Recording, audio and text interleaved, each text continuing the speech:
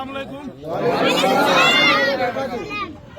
सरफरोशी की तमन्ना अब हमारे दिल में है, सरफरोशी की तमन्ना अब हमारे दिल में है, देखना है जोर कितना बाजुए कातिल में है। आज दरभंगा ग्रामीण विधानसभा क्षेत्र के मनीगाछी प्रखंड और रामनगर धूसी की पाक सरजमीन पे आप तमाम लोगों का मैं अपने दिल की ओर से, अपने ओर से और अपने पार्टी की ओर से इस्तकबाल करता हूं, सलाम करता हूं। मेरे प्यारे भाइयों, युवा नौजवान और हमारे गार्जियन, आप लोगों के दुआ से और युवाओं के सहयोग से मुझे AIMIM पार्टी का दरभंगा का प्रत्याशी बनाया गया है और मैं आप लोगों से अभी दावत देने के लिए आया हूं कि आप लोग हमारा नामांकन जो है वो 25 तारीख को है।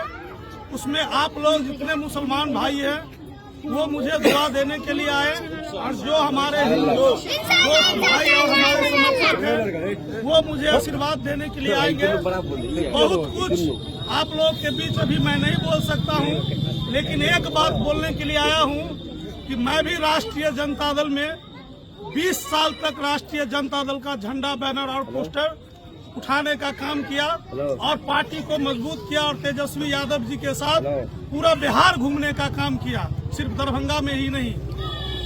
आप लोग को जैसा कि पता है पूरे बिहार का हम लोगों का एक सबसे बड़ा रहनुमा और पार्टी का सबसे बड़ा नेता मरहूम मोहम्मद शहाबुद्दीन साहब थे, जो पूरे बिहार का मुसलमान उनको लीडर और नेता मानते थे।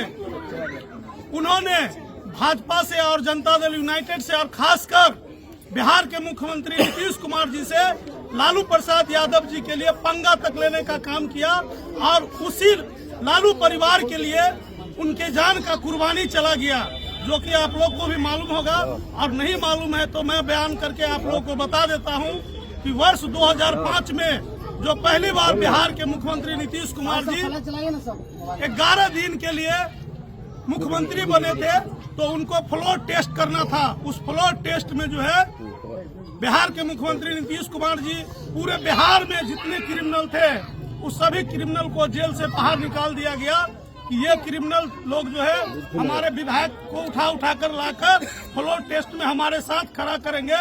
लेकिन अकेला वाहिद मोहम्मद शहाबुद्दीन साहब मरहूम, उन्होंने बिहार के मुख्यमंत्री के गद्दी पे राबड़ी देवी को बैठाने का काम किया, जबकि उस जमाने में लालू प्रसाद यादव जी जेल के अंदर में बंद थे। लेकिन आज राष्ट्रीय जनता दल ने उस परिवार के साथ इतना बड़ा अन्याय किया कि मैं कितना भी आपको बयान करूंगा वो कम पड़ेगा। आपको मैं बताता हूं कहां से उनको जो है डाउन करने का काम किया। सबसे पहले तो वो मुख्यमंत्री जी से टकराए और वो जेल में गए। उसके बाद उन्होंने जेल से निकलने के बाद वो बोले कि हमारा कोई नेता है तो वो वही नेता लालू प्रसाद यादव है, मैं मरते दम तक लालू प्रसाद यादव नहीं भूलूंगा।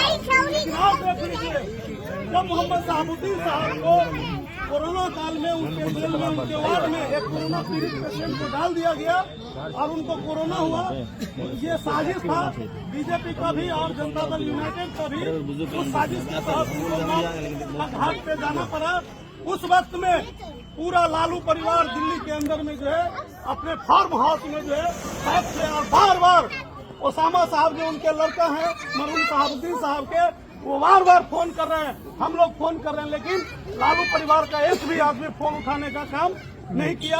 और पूरे बिहार का मुसलमान, और मुसलमान ही नहीं, शहाबुद्दीन साहब के चाहने वाले, उनको पहचानने वाले, उनके ताकत को जानने वाले तमाम लोग चाह रहे थे कि उनका जनाजा जो है उनके पैतृक गांव सिवान के प्रतापपुर में आवे, ताकि वहां उस जनाजे में पूरे बिहार का मुसलमान शामिल हो और हिंदू भाई भी शामिल हो।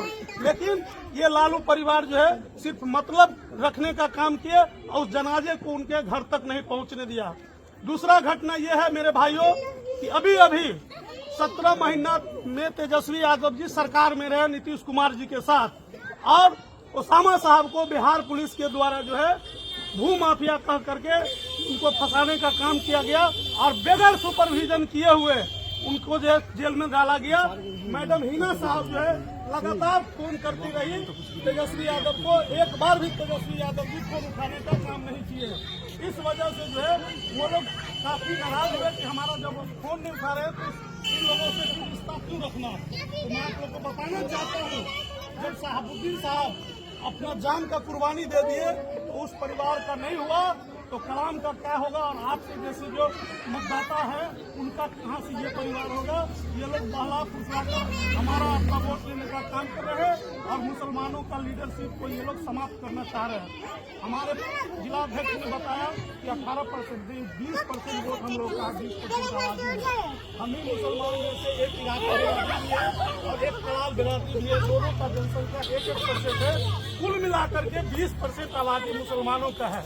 अभी सीट उनको मिला था, 10 चुनाव लड़ रहे हैं तो 10 सीट मुसलमानों का अपना हक बनता है, तभी उनको मुसलमानों का वोट लेने का हक बनता है। कौन कौन सा सीट दिया है? एक सीट आपको बदवानी दिया है, वहाँ पे यादव उम्मीदवार है। आप लोग सब सोचते हैं चुनाव के रात तक जो है जात पात हिंदू मुस्लिम सब हो जाता है।